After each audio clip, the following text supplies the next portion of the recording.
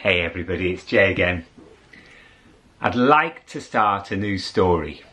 And this story is actually a story about how I heard a story. And it goes a bit like this. Once upon a time, a long time ago, when I was a young man, I worked in Ireland in an outdoor centre called the Little Killary Adventure Centre. And that centre was built at the bottom of a deep wooded valley overlooking a deep bay that stretched out to the cliffs and then the Atlantic Sea. And we used to canoe in the harbour each day, and I would walk down from the centre all the way down to the harbour. And when I walked there each day, I'd pass a boat. Now it was an Irish boat they called the currach, sort of like a big canoe really, made with wooden ribs and covered with cloth and then painted with tar. And this boat was in a hell of a state. There were holes all over it and rips, and the paint was falling off. And sitting next to the boat there was an old man.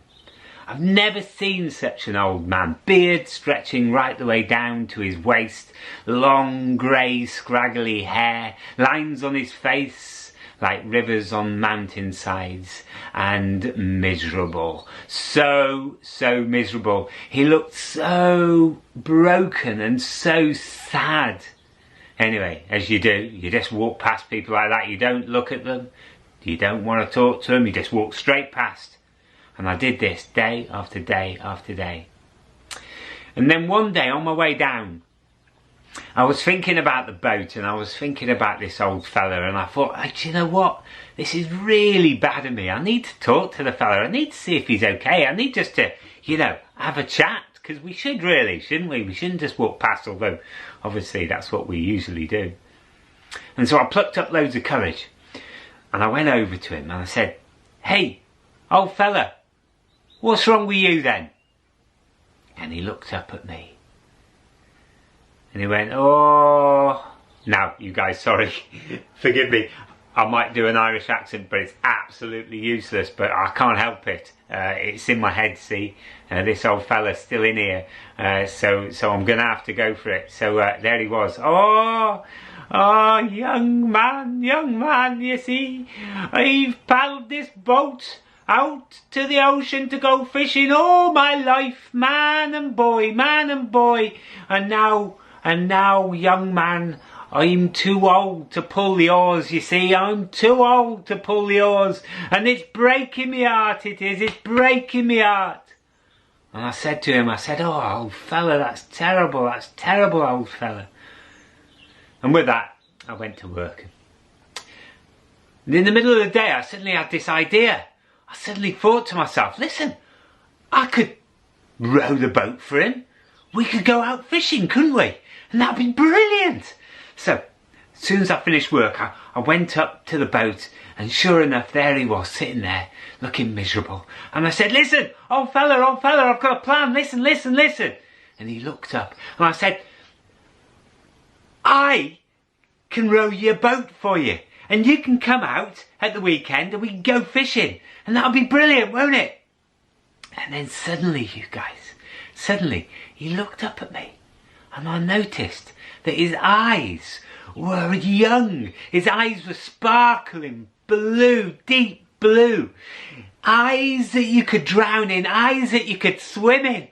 And he looked at me and he said, "Oh, young fella, would you do that for me?" And I was like, yeah, of course I would, I'd love to. We'll do it on the weekend, on Saturday, all right? And so I went home. And the next day I came. The boat was the right way up and up on logs, and the old fella was painting it and fixing the holes, and I swear he looked 20 years younger. And we waved and passed the time of day, and I went to work and I came back, and the week went by, and then on Saturday morning I came down to the beach and the boat was right the way down by the edge of the water, and there he was, the old fella, ready to go. And we pushed the boat out and he sat in the front, and I took the oars and I started rowing the boat out to sea. And we rowed right out to the bay, and then we got to the cliffs, and then the first big Atlantic rollers went under the hull of the boat. And then and amazing things started to happen. He started telling me stories. Now in those days, you guys, in those days, for me, there was nothing more important than stories. I'd collect them from anywhere I could find. And there he was, started telling me these stories. Amazing stories. Stories of merfolk. Stories of giant serpents that swim in the deep. Stories of huge giant waves. Stories of lost friends. Stories of giant storms. And as I rode, these stories kept coming. And then one day, we were halfway out. He started telling me stories about mist. And he said to me, now then, fella, you won't believe this, but one day I was out here fishing and the mist was so thick I couldn't see my hand in front of my face. And I was like, wow, that's amazing.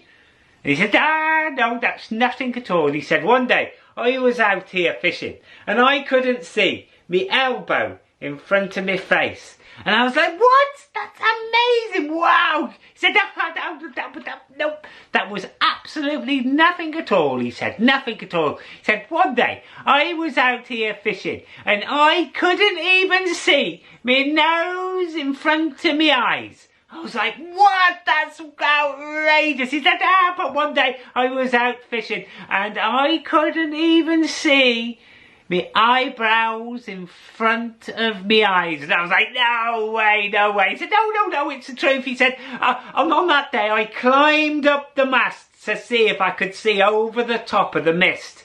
And when I got up there, I couldn't see a thing. So I came back down, and when I came back down, my boat had gone. And instead of my boat, you'll never believe it, but there, holding the bottom of the mast, was a mermaid. And she was gorgeous. Oh, she was gorgeous. She had long, dreadlocked seaweed hair.